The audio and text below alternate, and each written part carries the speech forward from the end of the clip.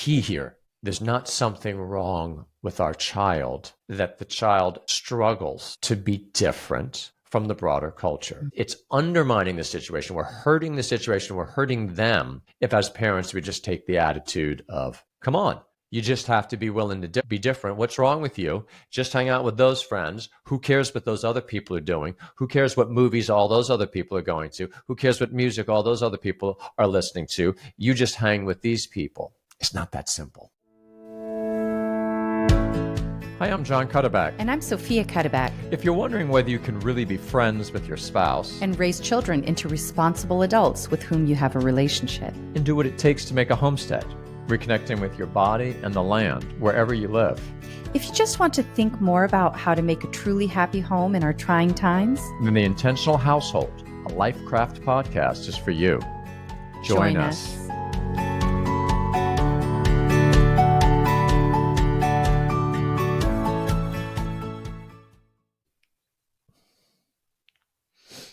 Welcome, everybody.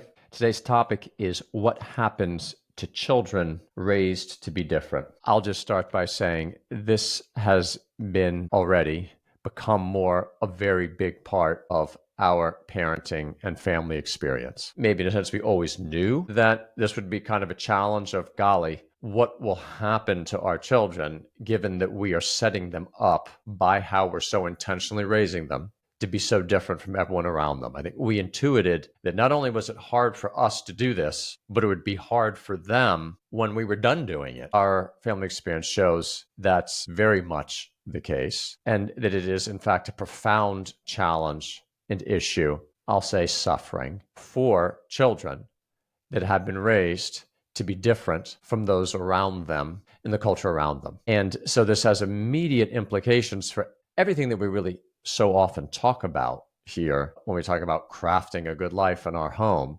We're often focusing on how to be intentional in trying to do everything we can to focus on the good of the children, raising them to be the way that nature, that God intends and calls them to be. But there's this other aspect of, by the way, we're living at a time where very few people are doing that, or flip side, many around us are doing things that are not just different, but directly contrary. Mm-hmm. So when we say we're raising our children to be different, it's like significantly different. Mm-hmm. So this is a challenge. This is hard for us. We knew it would be hard for us. It was hard for us. And I think we should talk about how the parents think about, bearing that in mind. You don't just ask yourself, what's the right thing to do for the child? What's best for the child? You have to also put into there, but how different can we ask them to be? And now our parenting experience has also shown us the aspect of, okay, we've kind of now with some of our children somewhat completed that fundamental first aspect of raising them. And we're staring in the face the difficulty, the ongoing issue of our recognizing, wow, what this means for them still every day,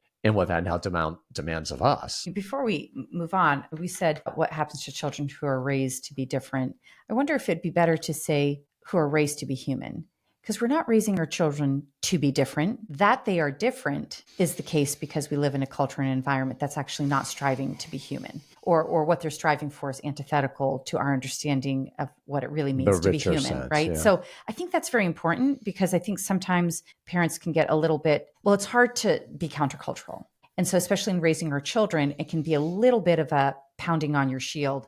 My kids are different. My kids are different, which sounds like a subtle thing. Your initial motivation may be to do the good thing. But if the shorthand way that we talk about it is we're making our kids different, we're making our kids different, it's a very subtle shift from we're trying to give our children the truth. We're trying to give them a fully human experience. That's a great point. And I think it's important for us to keep our focus on we're trying to give them a fully human experience, because in the end, the suffering that happens from being different can only really be met or addressed by striving to be more human. So we have to always keep in front of us that our goal is to live a fully human life. And then we use practical prudence to decide what are the things that we do that help us do that. If it makes us different from the world around us, so be it. But if our children are suffering because of that we have to remember we're trying to be human. We're having human contact. It's going to end up being a relief for our children that the project stays. What does it mean to be human? This is a person. Yeah. How can we be more personal? How can we interact? That's really the only remedy for being different. So anyway, it's That's a great. small No, distinction, but I that's just not feel small. like I think that's actually great. that might be helpful. And, I said practical prudence. I think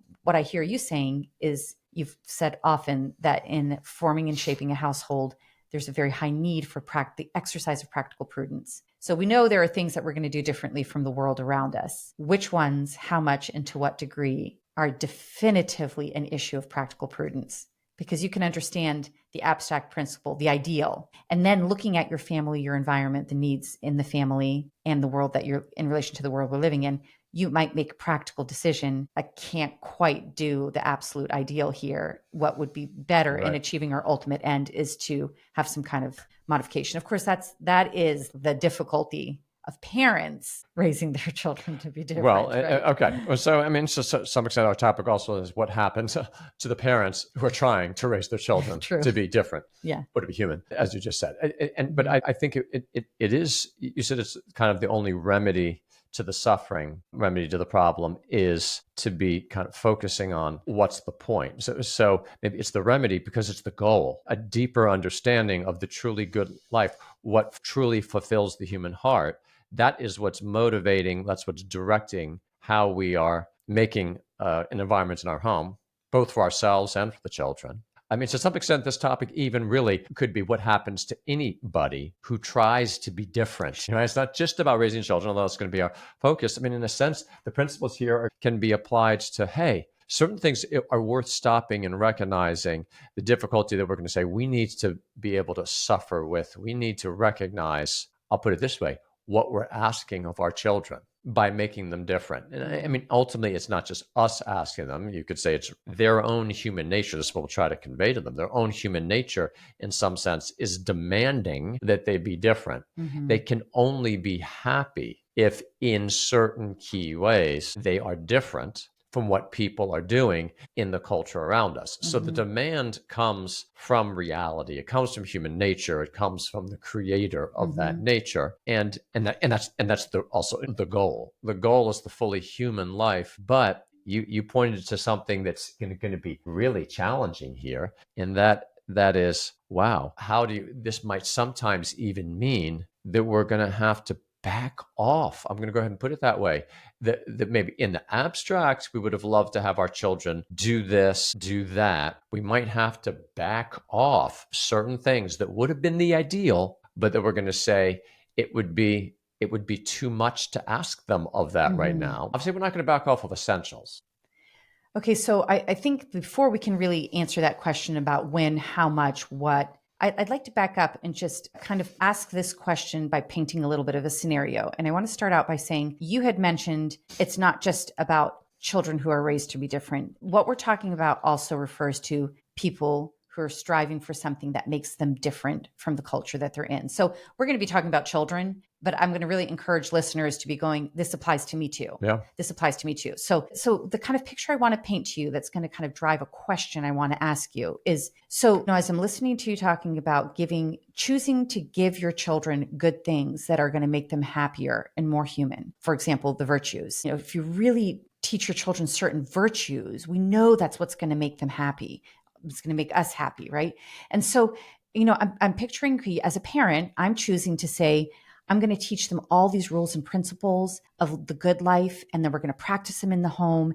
And the reality is these things have in them what's necessary for us to be happy. And yet we can give all our children all of these things, and they might still have suffering, which I think is actually kind of our empirical experience, is that you can give your children all these great principles and they're actually practicing them and living them. And then in their contact with the world and their peers, they actually experience suffering. They're not, quote unquote, happy. They're suffering. Why is it? Is there something that we're missing about the reality of these virtues and good ways of living that actually they don't have what it takes to make your child happy? Or is there something else that, though our children are practicing this rich, full, very human practice of existence, how is it that both practicing that, which we're confident is going to make them happy, that's why we're doing it at great cost to ourselves, why is it that they can experience unhappiness or suffering in relation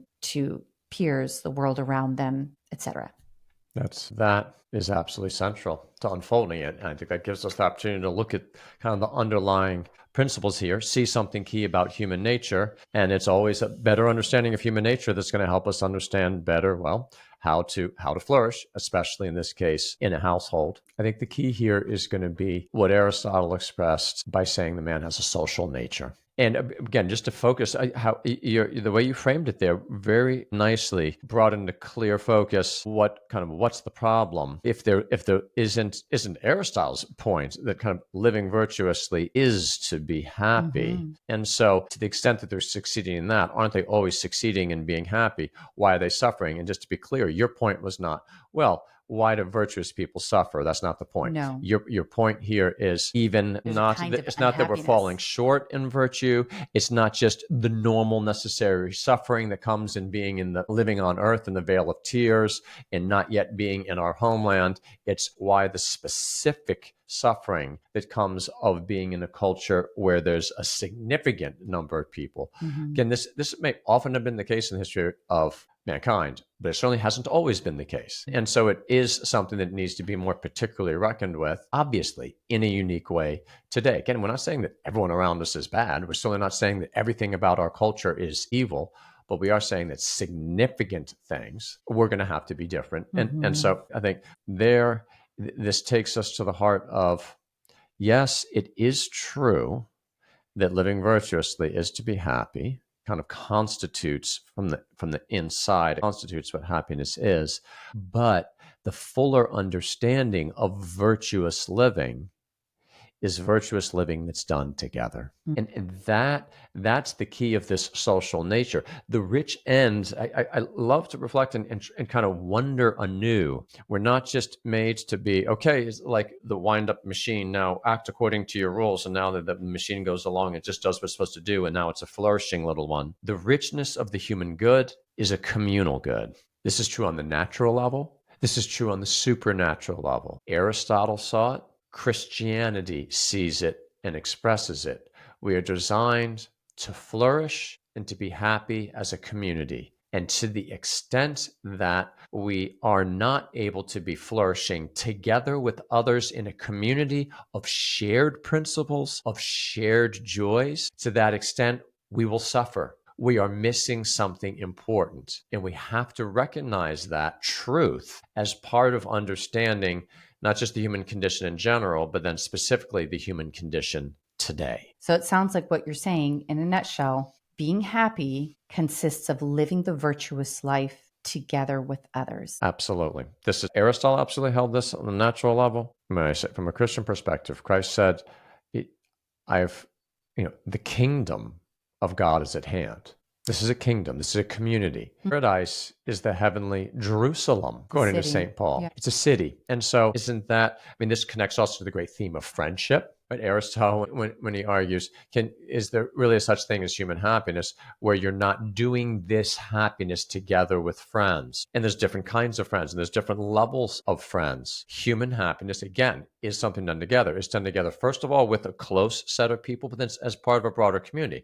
Now, right now, we might say, and this is critical, there is a truth to this. Can't you be happy with, a small set of people? Won't it be okay if, at least they have us in the family? This is a reasonable thing to ask. Well, at least they'll always have their brothers and sisters, right? At least they'll have us, their parents. At least they'll have their cousins. At least they'll have a few friends. God granted it be so, right? And that is going to be a big part of this. But I think we even have to go beyond that of recognizing, again, both from a philosophical position and then even theologically, we're not just a family in the sense of the nuclear family, the household family. We're part of a parish.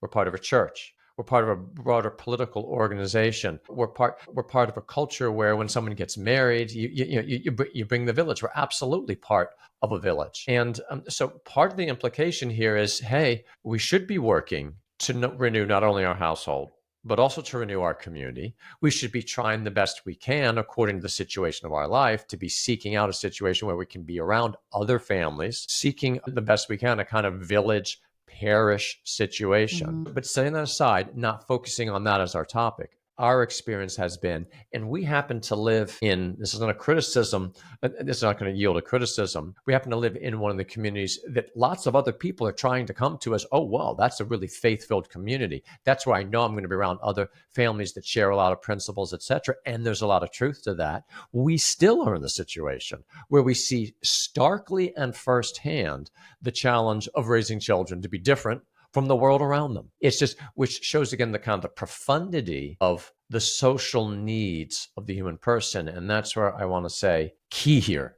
there's not something wrong with our child, that the child struggles to be different from the broader culture. It's undermining the situation. We're hurting the situation. We're hurting them if as parents we just take the attitude of, come on, you just have to be willing to be different. What's wrong with you? Just hang out with those friends. Who cares what those other people are doing? Who cares what movies all those other people are going to? Who cares what music all those other people are listening to? You just hang with these people. It's not that simple. Yeah. Wow. A lot of things were racing through my head when you were talking about that.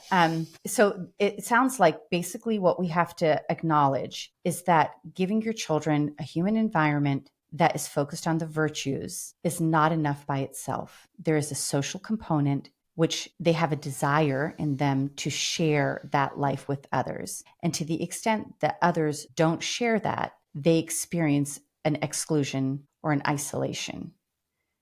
And I think your point is great about saying it's not, our litmus test shouldn't be, are they suffering? Because you can be doing a good thing and it's not the thing that you're doing that's causing the suffering. It's the separation of difference between yourself and other people. I think that's important because we did talk about practical prudence. And do we acknowledge the emotional suffering of separation and say, therefore, oh my goodness, that is so great. We just need to not do these things that make them different. We just have to. So again, that would be an error of just considering the social separation side and then adjusting everything else to make sure there's no social separation. And like the other error would be just giving them the principles of a virtuous good life, which in themselves can make you happy, but considering them to the exclusion of other human needs, which is the need for community. So we need to actually look at both of these together and acknowledge the great need, the natural design for community, which to the extent that there's pressure put on that can really create a situation of suffering for the children. Absolutely. And I think for starters, one key is simply we will have made great progress and there will be great practical fruit to this reflection if we just, in any case, are able to recognize the real basis and reality for the suffering, and thus are able to better enter into it. Because so much of life is just not having people be alone in their suffering. Imagine if our children are experiencing themselves as being alienated, isolated, separated from the community around them. And then our approach as parents is, what's wrong with you? Yeah.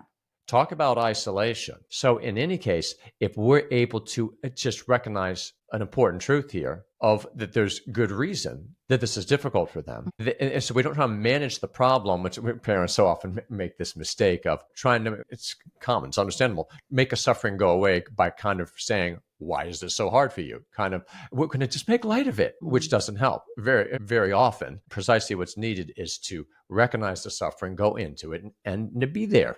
Compassion, suffering with the person in it.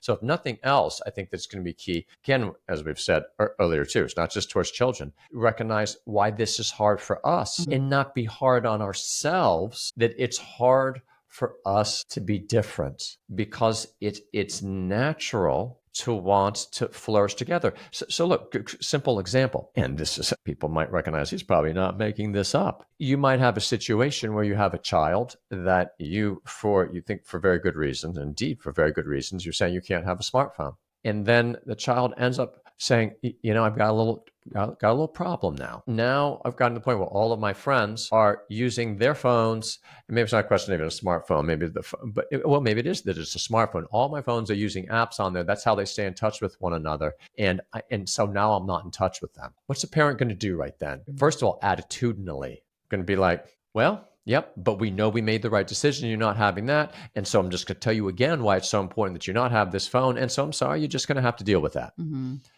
And yep, sorry, that's a problem. Well, there's one person over there that doesn't have it. Why don't you get together and have a little, get with that person? Why do you have to be friends with those other people, right? This is not recognizing, particularly for a teenager. It's natural and understandable that they have a sense of, I want to be part of something. I want to be part of something bigger than the family. So that we immediately recognize that will, and we're going to go further here. That might then be, this is an example, let's use it right now, where you'd say, golly, talk about the tough decisions we have to make when we're exercising domestic prudence in raising our children. That in the abstract, we would have not let them get this device at X age, whatever that, just make up a number right now, 15. We wouldn't have let them have this at 15 or 16. But the stress and the isolation of being separate, even in a good community, often experience is showing this well enough. We don't have to just talk from our own direct experience. I talk to plenty of people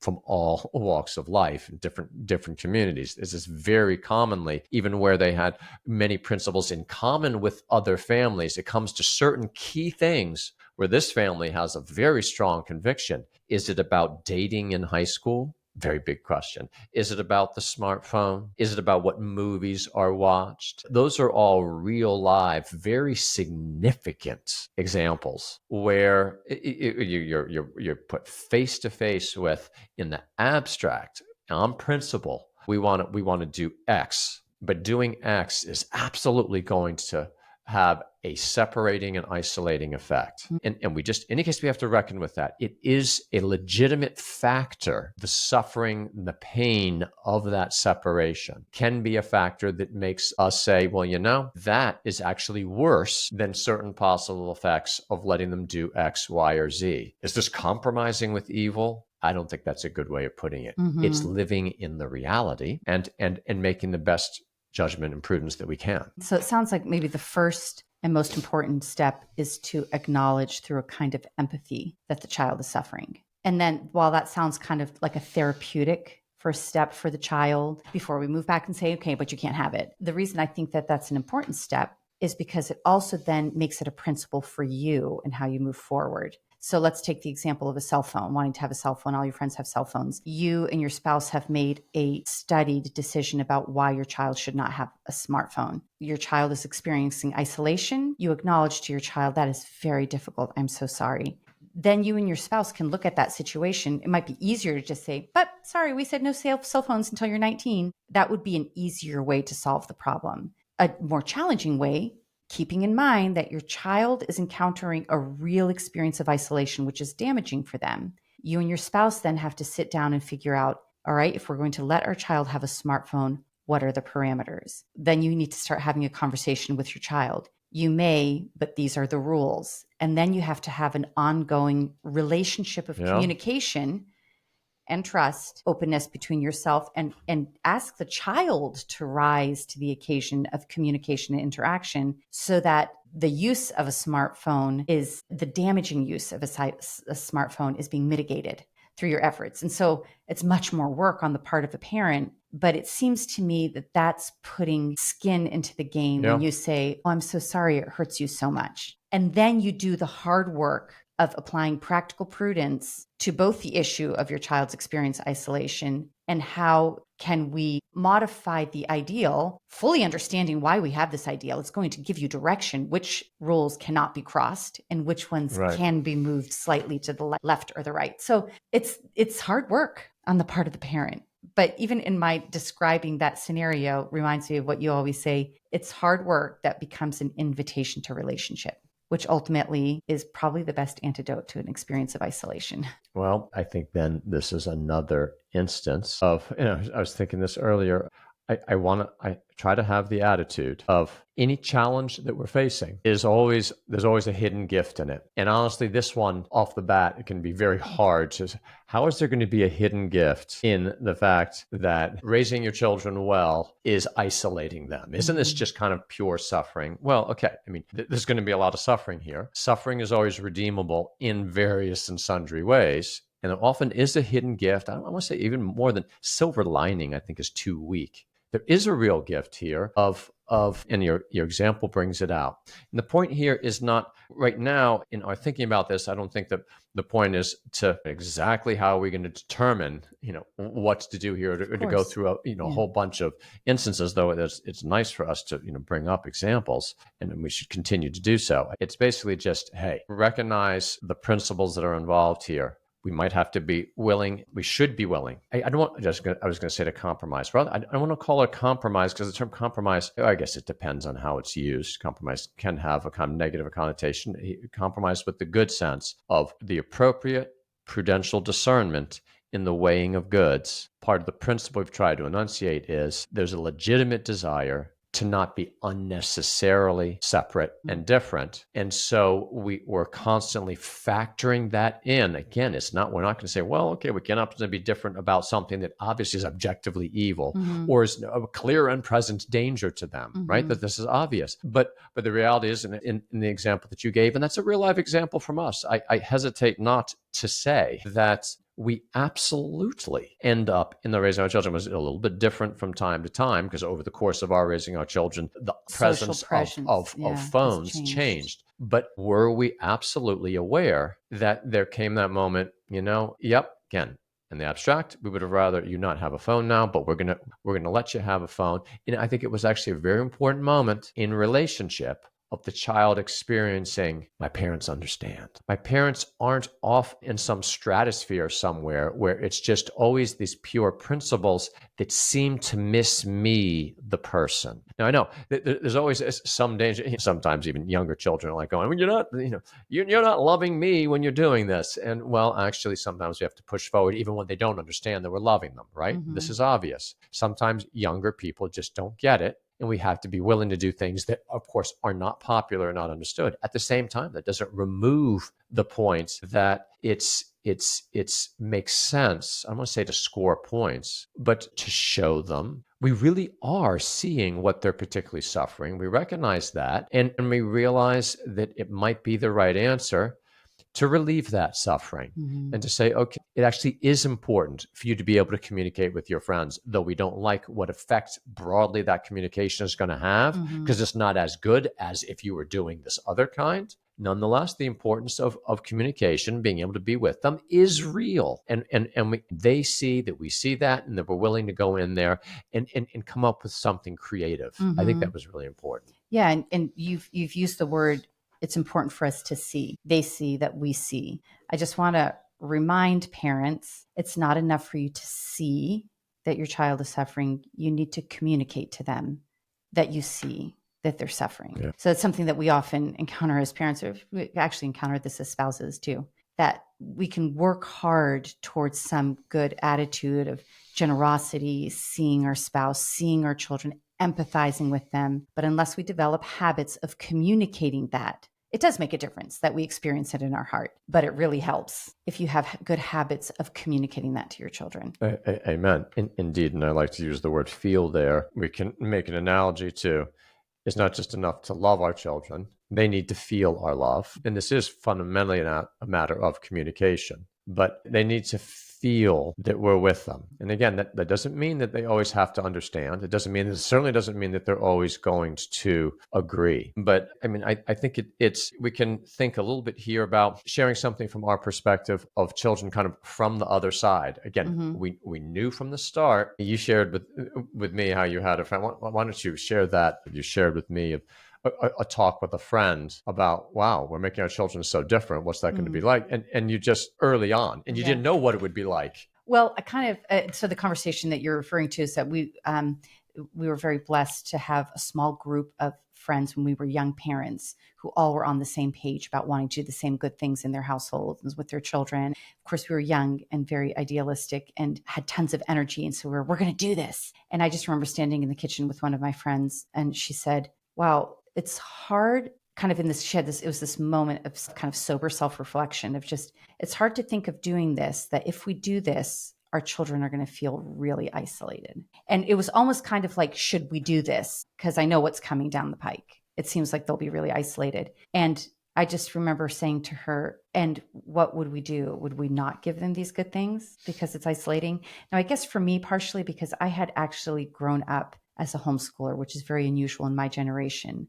I was actually speaking from experience. I experienced that kind of isolation and loneliness growing up. And being an adult, coming past that point of adolescence and young adulthood, and now raising my own children, the overwhelming conviction for me was, it's okay, I'll take the loneliness because I see that what I have is so precious. So, but it took a point for me to get beyond that. And even though that was clear to me when we began raising our young family, it wasn't clear to me exactly how that happens when our children were young, because they didn't have the same social needs. It wasn't until our children became teenagers and young adults to really encounter the reality of, oh, they're suffering, they feel alone.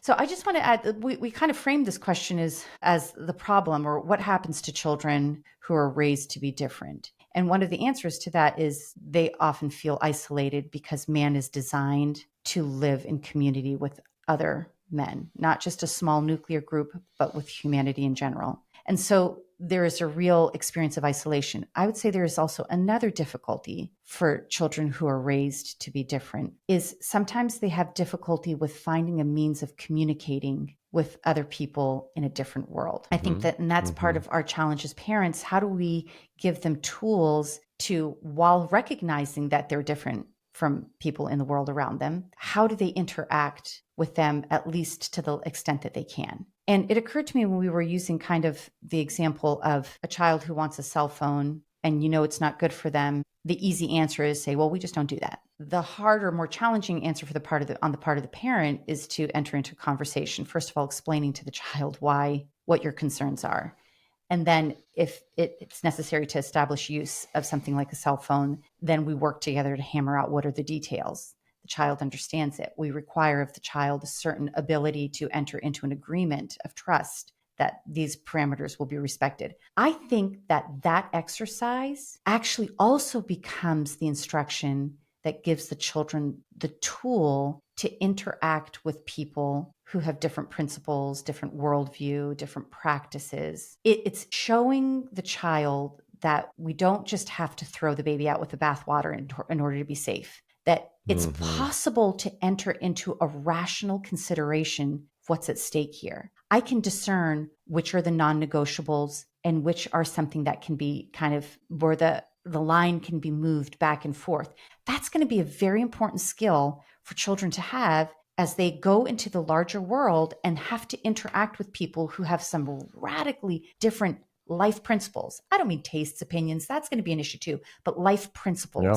Is there still a way in which you can have human interaction with people who radically differ from you and their life principles? Obviously, I guess if we say radical, there comes a point where it's not really possible to have more than courteous external social interaction, which is also important to learn that skill. But let's talk about someone who's maybe not quite that different. And there is a way in which your children need to be given the tools of how can I interact with this person without feeling like the demand is for me to give up these principles, which are in fact at the heart of what it means to be human. So I think that we begin to pattern that for our children. First, when we show them empathy for their suffering. Second of all, when we show them, give them an example of entering into what is in fact a difficult discernment of practical prudence with a confidence that we can understand what the principles are. We can know which things are non-negotiable and which things can be moved. And I think that's a very important example to give to our children. It's a tool to give them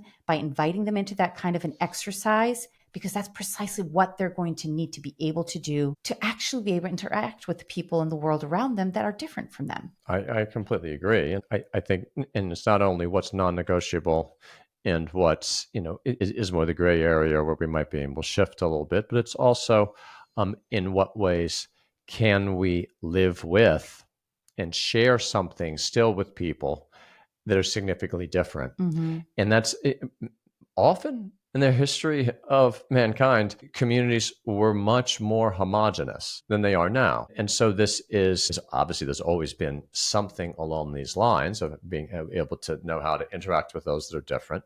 And you brought up the great points of manners basic human respect. But there's the other challenge of get people that we're going to want to do some more with, that we're going to have to work with at our business. They're going to be in our parish. They're certainly in our village or our town. And so it's I think also the right interior dispositions, recognizing that they're not aliens, they're not enemies. Life is such an art. To have high standards and recognize that truly to live together with other persons, there have to be certain shared principles.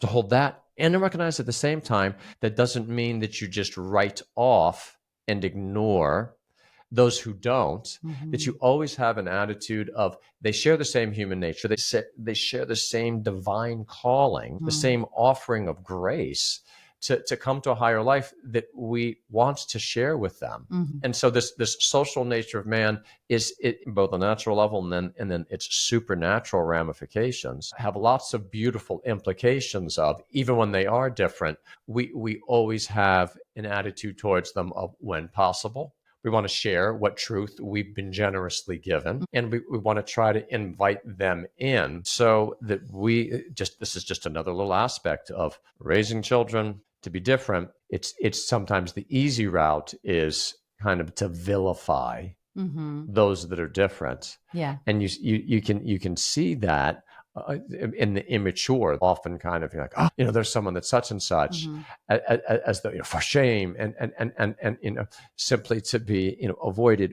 Again, sometimes we do have to separate ourselves, but to maintain Christian charity, among other things. So I think that's just worth noting. That's part of, again, it's often just going to be the slightly harder route, not just taking the easy route of, hey, we're different and they're not doing what we're doing, and we're working hard over here to do what we're doing, and and that's that. Yeah, I guess that's kind of circling back to the distinction at the beginning of our conversation. It's not about being different, it's about being human. And if we recognize that part of being human is to live in communion with others, then we're going to work hard to make that be part of what we give our children, if our goal is to really make them human. If our goal is to make them different, then it doesn't matter. We'll just separate ourselves. Right. But if our goal is to make them human, if we're really going to do that well, then we're going to help them while at the same time recognizing principles, being able to discern them, being able to extend ourselves and receive others to the extent that we can. Yeah. It strikes me too that when we say to our child, if we see their suffering and we extend ourselves in empathy to that, and we say, my goodness, that is so difficult. And it might be a situation where we have to say, that is so difficult, and there's nothing that mommy can do to change this, but I'm just going to recognize that you're hurting. That's giving our children a paradigm to extend themselves to someone in the larger world that they encounter who's holding a principle that is antithetical to what it means to be human. But to be able to say to that person, I just want to tell you, I see you and I see that you're suffering. I can't agree with you, but I can extend my heart to you. That's what we do as parents. If we say, I can extend my heart to you, I can't change the rule of our household, but I can suffer with you. And maybe that's how we teach our children to be human. So you can both be different without having to be isolated in the most radical sense of the word. Before we wrap up, I wonder whether it's just worth, because it just struck me as you were speaking, there is this kind of other side of the coin of, we've taken for granted that we recognize that we need to be different. And sometimes what we need to be bolstering one another, spouses, friends, others in our community, is we have to maintain, sometimes even grow, our willingness to be different. And so we kind of took for granted that we're willing to do that. Certainly one of the challenges that we've had is getting tired. And again, we connect this back to what are we doing in our own life? Are we willing to give up certain cultural things, maybe certain things depending on how we were raised, that we really enjoyed doing when we were young, and it's hard for us to picture not doing, or our children doing, but maybe is not best, or maybe is more dangerous to do. Yeah. And we were allowed to have our own radio and listen to the radio station. Is that a good situation? There's a lot of, we're not living in fear, but we're living in the truth. Mm-hmm. Bad media, bad music, for instance, have very significant consequences. So kind of a first principle behind all this is, in the name of human and superhuman flourishing, are we in the zone of the intentionality of this is the kind of life we're trying to have here in our home. And are we willing to be different? But then at the same time, willing to be different, but do we recognize that that is going to be a suffering, not just difficult, but it's a particular suffering because we're not made to be different. Yeah. We're made to be together. And if circumstances demand that we be different, then we're going to do that. And so we need to understand this. We need to make this our own, and we need to convey this to our children. That delicate balance, that dance, I'm willing to suffer, including the suffering of isolation, in the name of certain principles that I will not forsake and on which I will not compromise. But then there are those areas where, okay, at the same time, I have a legitimate desire to be together with the others, to be part of a community. And so there's going to be things where we're going to say, well, given the age in which we live, we're going to be willing to such and such, and we're going to be willing to such and such, because being together is an important part of what we're made for. And a kind of appropriate willingness to compromise is truly human, is actually an act of love.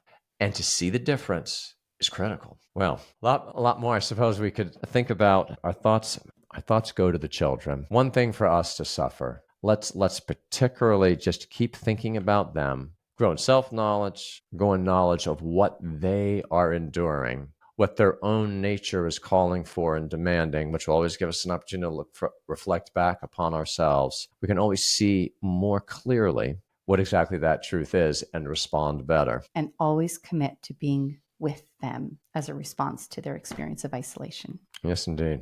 Yes, indeed. Well, thank you, dear. Great to have this conversation. Thanks all for joining us.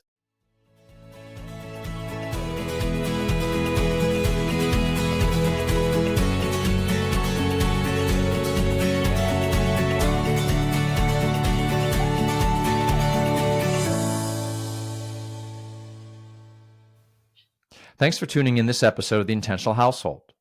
If you've enjoyed this, please like, subscribe, and leave a rating or review. If you have any topic requests, please send them to lifecraftgroup@gmail.com. For our Wednesday reflections, free courses, reading groups, and live events, please visit life-craft.org.